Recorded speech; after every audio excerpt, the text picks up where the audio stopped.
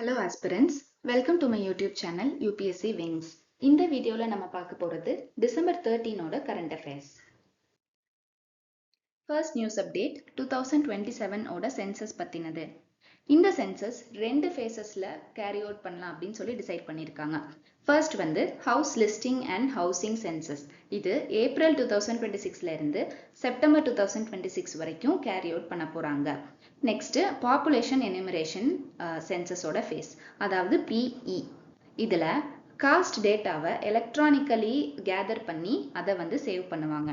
அதுக்கப்புறம் இந்த சென்சஸ் வந்து February 2027ல நாடு முழுக்க நடந்தாலுமே சில ரீஜியன்ஸ்ல மட்டும், அதாவது லடாக், அப்புறம் snowbound non synchronous areas of Jammu and Kashmir, Himachal Pradesh, அப்புறம் உத்தரகாண்ட், இந்த 4 ரீஜியன்ஸ்ல மட்டும் செப்டம்பர் 2026 பாப்புலேஷன் எனிமரேஷன் ஃபேஸ் அப்படிங்கிறதும் ஸ்டார்ட் ஆயிரும். இந்த டேட்டா எல்லாத்தையும் கலெக்ட் பண்றதுக்கு நம்ம புதுசா ஒரு மொபைல் அப்ளிகேஷனை யூஸ் பண்ண போறோம். கலெக்ட் பண்ண எல்லா டேட்டாவையும் census management and monitoring system அப்படிங்கிற ஒரு போர்ட்டல், அதாவது CMMS அப்படிங்கிற போர்ட்டல்ல அப்லோட் பண்ணுவாங்க.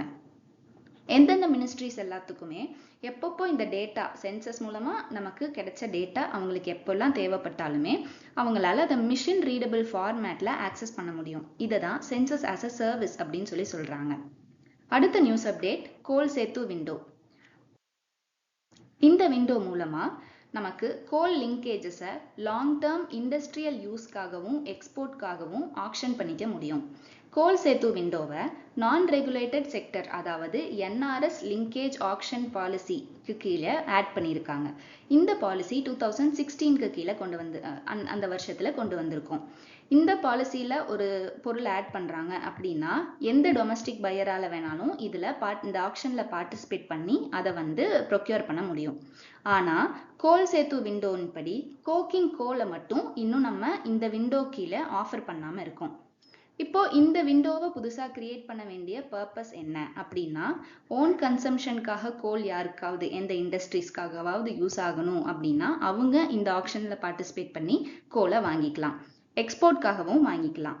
மற்ற ரீசன்ஸ் லைக் வாஷரி ஆப்ரேட்டர்ஸ் அவங்களும் இந்த ஆக்ஷன்ல பார்ட்டிசிபேட் பண்ணி கோல் சேத்து விண்டோ மூலமா ப்ரொக்யூர் பண்ணலாம். ஆனா ரீசேல்காக, அதாவது நான் வாங்கி இன்னொருத்தருக்கு விற்க போறேன் அப்படிங்கிற மாதிரி இருக்கிற ஆப்ரேட்டர்ஸ் வந்து இந்த விண்டோஸ் மூலமா வாங்க முடியாது. வாஷரி ஆப்ரேட்டர்ஸ்னா என்ன அப்படின்னா, நம்ம இயற்கையா தோண்டி எடுக்கிற நிலக்கரியில நிறைய அசுத்தங்கள் இருக்கும். அது எல்லாத்தையும் நம்மளால எரியூட்ட முடியாது. அப்போ அதுல கம்பஷன் நடக்க முடியாத சில இம்பியூரிட்டிஸ் இருக்கு. அதை நம்ம கிளீன் பண்ணா மட்டும்தான் அதை எரிய வைக்க முடியும். ஸோ கோலை மெக்கானிக்கலி வாஷ் பண்ணுவாங்க. சில ப்ராசஸ் எல்லாம் கேரி அவுட் பண்ணி கோலை வாஷ் பண்ணி அதுல இருக்கிற இம்பியூரிட்டிஸ் எல்லாத்தையுமே கிளீன் பண்ணதுக்கு அப்புறமா கிடைக்கிற கோலை தான் நம்மளால ஃபியூவல் பர்பஸ்க்கு யூஸ் பண்ண முடியும். அந்த மெக்கானிசம் மூலமா கிளீன் பண்ற ஒர்க்கை கேரி அவுட் பண்றவங்க தான் இந்த வாஷரி ஆப்ரேட்டர்ஸ். ஸோ இதுதான் கோல் சேத்து விண்டோவை பத்தின அப்டேட். அடுத்த அப்டேட், சில முக்கியமான பிளேசஸ் நியூஸ்ல வந்து இருந்திருக்கு, அதாவது வேர்ல்ட் லெவல்ல. முக்கியமா ஃபர்ஸ்ட் ஒன் உபீரா, அப்புறம் கோமா, புக்காவு. இந்த 3 பிளேசஸுமே டெமோக்ராட்டிக் ரிப்பப்ளிக் ஆஃப் காங்கோ அப்படிங்கிற ஆப்பிரிக்கன் கண்ட்ரியில இருக்கு. இந்த ஆப்பிரிக்கன் கண்ட்ரியில இருக்கிற ரீஜியன்ஸ் ரொம்ப நாளாவே நியூஸ்ல நம்ம பார்த்துட்டே இருக்கோம். ஏன்னா M23 ரிபல்ஸ்க்கும் அந்த காங்கோலிஸ் ஃபோர்ஸஸ்க்கும் நடுவுல ரொம்ப பெரிய கான்ஃபிளிக்ட் இதெல்லாம் போயிட்டு இருக்கு. ஸோ புதுசா அவங்க ஒரு ரீஜியன்ல கேப்சர் பண்ணியிருக்காங்க. யாருன்னா M23 ரிபல்ஸ் வந்து நிறைய சண்டையெல்லாம் போட்டு அந்த மாதிரி அந்த ஏரியால ஒரு பெரிய போர் பதற்றம் வந்து வந்திருக்கு லோக்கலி. அந்த ரீஜியன் பேர் தான் உபீரா. இந்த உபீரா புருண்டி அப்படின்ற பக்கத்து நாட்டோட பார்டருக்கு பக்கத்துல இருக்கு. ஸோ இதுதான் உபீரா பத்தின அப்டேட். நெக்ஸ்ட் வந்து சபினா ஷோல். இது சைனா அப்புறம் பிலிப்பைன்ஸ் நடுவில் இருக்கிற ஒரு கான்ஃபிளிக்டட் ரீஜியன். இந்த ஒரு ஐலாண்டுக்கு சைனா, பிலிப்பைன்ஸ், வியட்நாம், தாய்வான் இந்த 4 நாடுகளுமே உரிமை கோர்றாங்க. அதனால இது ஒரு 4 நாட்டுக்கு நடுவுல இருக்கிற ஒரு டிஸ்பியூட்டட் லேண்ட் அப்படின்னு தான் நம்ம பார்க்குறோம். இது இப்போ எங்க இருக்கு அப்படின்னா பிலிப்பைன்ஸ் நாட்டோடைய எக்ஸ்க்ளூசிவ் எக்கனாமிக் ஜோனோடைய பவுண்டரிக்குள்ள இது வருது. இந்த ரீஜியன்ல நிறைய ஆயில், மினரல்ஸ் இதெல்லாமே அந்த ரீஜியன்லயும் சரி அதுக்கு பக்கத்துல இருக்கிற ரீஜியன்ஸ்லயும் நிறையவே இருக்கு. இந்த ரீஜியன், அதாவது இந்த ஷோல் இருக்கு இல்லையா, சபினா ஷோல் அப்படிங்கிறத சைனா வந்து ஜியான்பின் ரீஃப் அப்படின்னும், பிலிப்பைன்ஸ் எஸ்கோடா ஷோல் அப்படின்னும் சொல்றாங்க. நம்ம ஸ்கார்பரோ ஷோல் வந்து முக்கியமாக நியூஸில் நிறைய கேள்விப்பட்டிருப்போம். அப்புறம் ஸ்ப்ராட்லி ஐலாண்ட்ஸ் அதுவும் கேள்விப்பட்டிருப்போம். ஸோ இந்த ஸ்கார்பரோ ஷோலுக்கும் ஸ்ப்ராட்லி ஐலாண்ட்ஸ்க்கும் பக்கத்தில் இருக்கிறது தான் இந்த சபினா ஷோல். இதுதான் முக்கியமாக நம்ம பார்க்க வேண்டிய 2 places in news. Next update வந்து இந்தியா போஸ்ட் பற்றினது. அதாவது இந்தியா போஸ்ட்டும் பாம்பே ஸ்டாக் எக்ஸ்சேஞ்சும் ஒரு மெமரண்டம் ஆஃப் அண்டர்ஸ்டாண்டிங் சைன் பண்ணியிருக்காங்க. இது வந்து 2025-26 பட்ஜெட்ல இதை பற்றி அனௌன்ஸ் பண்ணியிருந்தாங்க. அதை பேஸ் பண்ணி இந்த மெமரண்டம் ஆஃப் அண்டர்ஸ்டாண்டிங் புதுசாக சைன் பண்ணியிருக்காங்க. அது என்ன அண்டர்ஸ்டாண்டிங் அப்படின்னா, போஸ்டல் நெட்வொர்க் இருக்கு இல்லையா, அந்த இந்தியா போஸ்ட் வந்து போஸ்டல் நெட்வொர்க்கை ஹேண்டில் பண்ணுறவங்க. இந்த போஸ்டல் நெட்வொர்க்கை எக்கனாமிக் டெவலப்மெண்ட்டுக்கும் யூஸ் பண்ணலாம் அப்படிங்கிறது தான் இந்த புது ஒப்பந்தம். இதில் போஸ்டல் எம்ப்ளாயீஸை மியூச்சுவல் ஃபண்டோட டிஸ்ட்ரிபியூட்டர்ஸாக ட்ரெயின் பண்ணி அவங்கள சர்டிஃபை பண்ணி மியூச்சுவல் ஃபண்ட்ஸை டிஸ்ட்ரிபியூட் பண்ணுறதுக்கும் ஹெல்ப் பண்ண போகிறாங்க. இது எதுக்கு அப்படின்னா, இந்தியா போஸ்ட் மூலமாக நமக்கு கஸ்டமர்ஸ்க்கு இப்போ இருக்கிற இன்வெஸ்ட்மெண்ட் அவென்யூஸ்க்கு ஒரு ஆக்சஸ் கொடுக்குற மாதிரியும் இருக்கும். அதே மாதிரி அவங்களுக்கு இந்தியா போஸ்ட்ல இருக்கவங்களுக்கும் ஒரு ஃபினான்ஷியல் சர்வீஸ் ப்ரொவைடருக்கான ஆப்பர்ச்சுனிட்டியை கொடுக்குற மாதிரியும் இருக்கும். மக்களுடைய பெனிஃபிட்ஸ் என்ன அப்படின்னு பார்த்தோம்னா, அவங்களுக்கு ஒரு இன்வெஸ்ட்மெண்ட் ஆப்பர்ச்சுனிட்டி பற்றின ஒரு ஆக்சஸ் வந்து கிடைக்க போகுது.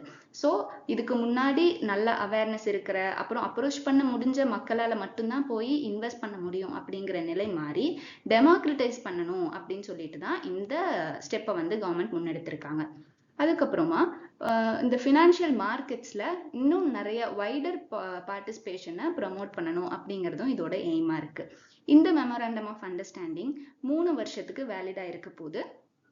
3 வருஷத்துக்கு அப்புறமா அதை நமக்கு ரெனியூவும் பண்ணிக்க முடியும். அந்த மாதிரி ப்ரொவிஷன்ஸும் இந்த மெமரண்டம் ஆஃப் அண்டர்ஸ்டாண்டிங்ல இருக்கு. நெக்ஸ்ட் அப்டேட், எய்ம்ஸ் இந்தியா அவங்க வந்து சூப்பர்னோவா ஸ்டென்ட்டை வந்து ஃபர்ஸ்ட் டைம் கிளினிக்கல் ட்ரையலுக்கு உட்படுத்தியிருக்காங்க. இந்த சூப்பர்னோவா ஸ்டென்ட் வந்து ஸ்ட்ரோக்கு ஒரு நல்ல ட்ரீட்மெண்ட் ஆப்பர்ச்சுனிட்டியை நமக்கு கொடுக்க போகுது. இது இந்தியாவில் இப்போதான் ஃபர்ஸ்ட் டைம் நம்ம கிளினிக்கல் ட்ரையல் வந்து கொண்டு போகிறோம்.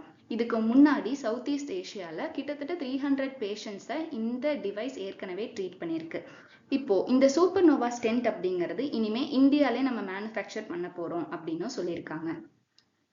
அடுத்த நியூஸ் அப்டேட், ஒரு ஸ்டாம்ப் வந்து ரிலீஸ் பண்ணியிருக்காங்க. எதுக்கு அப்படின்னா, பாம்பே ஜிம்கானா அந்த ஒரு முக்கியமான கல்ச்சரல் அப்புறம் ஸ்போர்ட்ஸ் எல்லாத்தையுமே ஊக்குவித்த ஒரு பாம்பே ஜிம்கானா அப்படிங்கிறது இருக்கு. அதோடைய நினைவா இந்த ஸ்டாம்பை வந்து ரிலீஸ் பண்ணியிருக்காங்க. இது வந்து 1875ல எஸ்டாப்ளிஷ் பண்ணியிருக்கோம். முன்னாடியே சொன்ன மாதிரி இந்தியாவோட ஸ்போர்ட்ஸ் அப்புறம் சோஷியல் ஹெரிட்டேஜ்க்கு ஒரு ரொம்ப முக்கியமான ஒரு நிறுவனமா அது வந்து இருந்திருக்கு. அத்லெட்ஸ் அப்புறம் கல்ச்சரல் ஸ்போர்ட்டிங் பர்சியூட்ஸ் இவங்க எல்லாத்துக்குமே இது ஒரு முக்கியமான பிளேஸா வரலாற்று ரீதியாவே இருந்திருக்கு. ஸோ அதோடைய நினைவா இந்த ஸ்டாம்ப் வந்து ரிலீஸ் பண்ணியிருக்காங்க. அடுத்த அப்டேட், 2 புது ராம்சர் சைட்ஸ் வந்து ஆட் பண்ணியிருக்கோம். அது வந்து ராஜஸ்தான்ல இருக்கிற சிலிஷேர் அப்படிங்கிற ஒரு லேக், அதுக்கப்புறம் சத்தீஸ்கர்ல இருக்கிற கோப்ரா ஜல்ஷே அப்படிங்கிற ஒரு ரிசர்வாயர். ஸோ இந்த ரெண்டையும் ஆட் பண்றதன் மூலமா இந்தியாவுடைய ராம்சர் சைட்ஸ் லிஸ்ட் அந்த நம்பர் வந்து 96 ஆகுது. ஸோ இந்த 2 பிளேசஸ் பற்றி இப்போ பார்த்துடலாம். சிலிஷேர் லேக் அப்படிங்கிறது it is a human made lake. எங்கே இருக்குது அப்படின்னா, சரிஸ்கா டைகர் ரிசர்வோடைய பஃபர் ஜோனில் இருக்குது. நமக்கு அந்த ஏரியாவே, ராஜஸ்தான் சுற்றி இருக்கிற அந்த ஏரியாவே கிட்டத்தட்ட செமி ஆரிட் ஜோன் அப்படின்னு தான் நம்ம சொல்லுவோம்.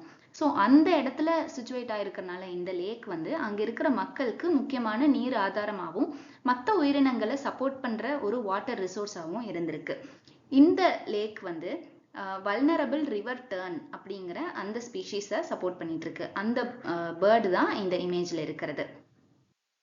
அதே மாதிரி என்டேஞ்சர்ட் டைகர், அதாவது பேந்தரா டைகரிஸ் அப்படிங்கிறதையும் இது சப்போர்ட் பண்ணுது.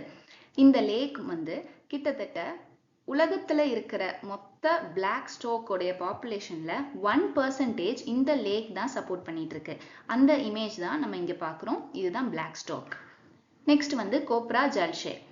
இந்த வெட்லேண்ட் வந்து இட் இஸ் அ ரிசர்வாயர். எங்கே இருக்குது அப்படின்னா, மகாநதி ரிவரோடைய அப்பர் கேட்ச்மெண்ட் ஏரியாவில் இது லொக்கேட் ஆயிருக்கு. இது ஒரு ஷாலோ ஆன நியூட்ரியன் ரிச் பேக் வாட்டர் அப்படின்னும் சொல்கிறாங்க. இந்த reservoir vulnerable greater spotted eagle Aquila Aquila clanga அப்படிங்கிற அந்த ஒரு வல்னரபிள் ஸ்பீஷீஸை சப்போர்ட் பண்ணுது. அதுதான் இந்த இமேஜ். அதே மாதிரி என்டேஞ்சர்ட் எஜிப்சியன் வல்ச்சரையும் இது சப்போர்ட் பண்ணுது. இந்த ரிசர்வாயருக்கு இருக்கிற த்ரெட்ஸ் என்னென்ன அப்படின்னா சில்டேஷன் அப்படின்னா தெரியும்ல, கீழே வந்துட்டு நிறைய மண் வந்து தேங்கிட்டு அதை நம்ம எடுக்காம இருக்கிறது, தூர் வராம இருக்கிறது தான் சில்டேஷன். அதுக்கப்புறம் இன்வேசிவ் ஸ்பீசிஸ்னாலையும் இந்த ரிசர்வாயருக்கு த்ரெட் இருக்கு. அதுக்கப்புறம் ரொம்ப இன்டென்சிவ் அக்ரிகல்ச்சர்னாலையும் இந்த ரிசர்வாயருக்கு த்ரெட் இருக்கு. ஸோ இதுதான் டிசம்பர் 13 முக்கியமான கரண்ட் அஃபேர்ஸ் அப்டேட்ஸ். அடுத்த வீடியோவில் டிசம்பர் 14 கரண்ட் அஃபேர்ஸோட உங்களை சந்திக்கிறேன். நன்றி.